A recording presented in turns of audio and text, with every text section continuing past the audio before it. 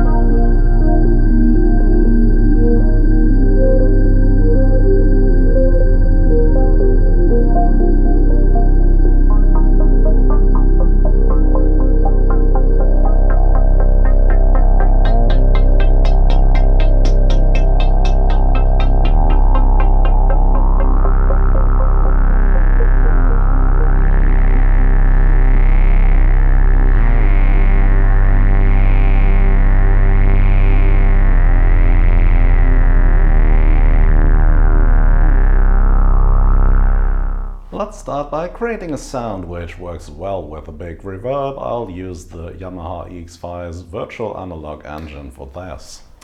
Okay, I'm going to walk through this as quickly as possible. This does not only apply to the EX5, of course. You can use the principle shown here on any synth that can use more than one effect at a time. Okay, let's start by pressing Job. And then select an init voice, press enter and press enter again, then press yes. And then wait until this is finished. And now press edit.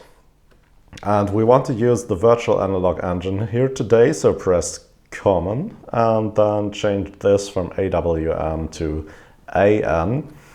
And the next thing I want to do to make the sound a little bit more fat, I'm going to use the amplitude page. You can reach that by pressing this button here multiple times, and you can see here's the second oscillator, VCO2. I want to set this to the maximum possible value, and I'll also introduce a little bit of noise, and then go back to the oscillator page by pressing this button here, and I want to detune this slightly so we get a fatter sound. Like this. Alright, we can also increase filter resonance a bit and reduce the filter value. This is on the filter page here.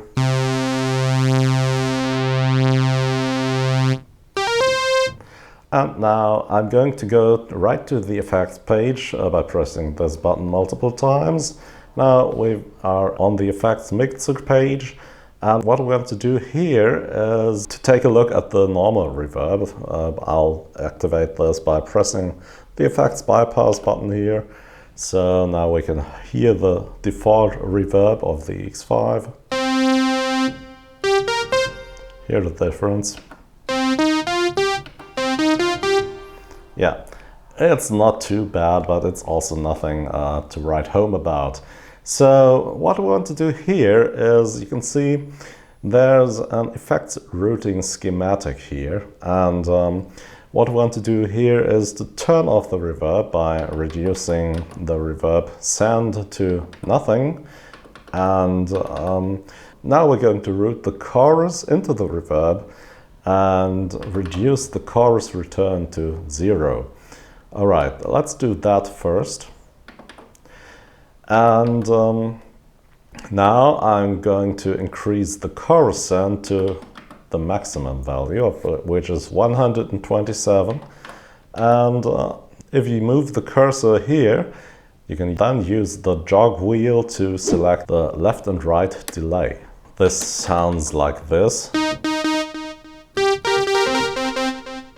Okay, but what we want to do here is to send this delay into the reverb, and we can use this dial to do that. You can imagine this is a valve which will let the chorus signal pass through the reverb. So let's open this up completely, so 127 again, and also reduce the chorus return to 0, and we've got this sound. Okay, we're getting there. Now we want to choose very specific values on the delay. So move your cursor here and then press the Enter key or press this button. Yeah, for this example, I'm just going to tell you which milliseconds values to use here. So we're starting with 333 and 166, and then again 333 and then 666 milliseconds. And now let's take a look at the other values. If we listen to this, you can hear, yeah, this is much more stereo spread and much more panoramic. And we can now set the length of the reverb tail by setting the length of the feedback gain. At the moment it's at 16. So let's go all in and dial this up to 35, for example, and we've got this. Okay, and now you can start to play with these parameters here. For example, let's increase the high damp, which is a sort of low pass filter on the delay feedback. And yeah, you can also use an equalizer on the high frequencies. So let's reduce this to 2.5 kilohertz and reduce the signal there by 12 decibel. So now it's more mellow and not that sharp. Okay, let's keep it with this. Go to the reverb page now, and now we can choose the second reverb type here and increase this reverb time slightly to 4.2 seconds. Keep the diffusion there, reduce the initial delay to 0 because we don't need that, the delay is doing that for us already. And now also reduce the reverb delay to the minimum value, and you can once again use the low pass filter cutoff to make your reverb a little bit more mellow, and density of 3 or 4 is okay for this.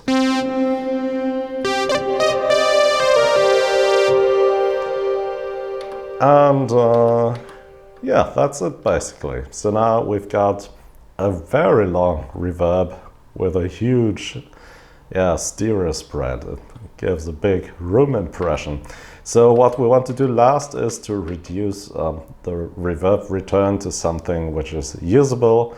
So for example, on this mixer screen, move the cursor here and set the reverb return to around 50, for example. Now we've got this.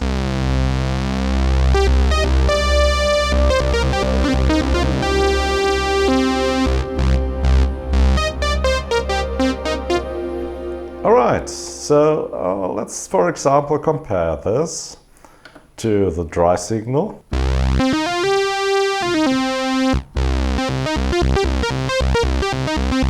And now with the reverb.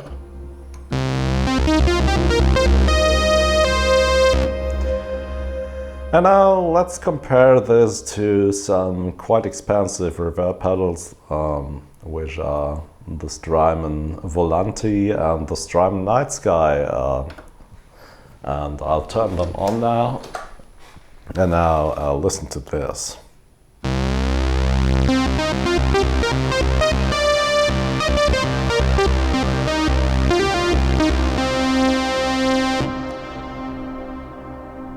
And here's my reverb that I just created.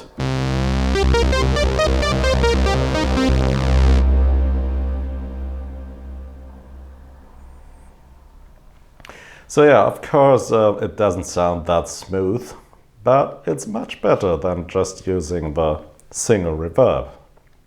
Alright, and that's it. Yeah, let's do a short demo and then end of video.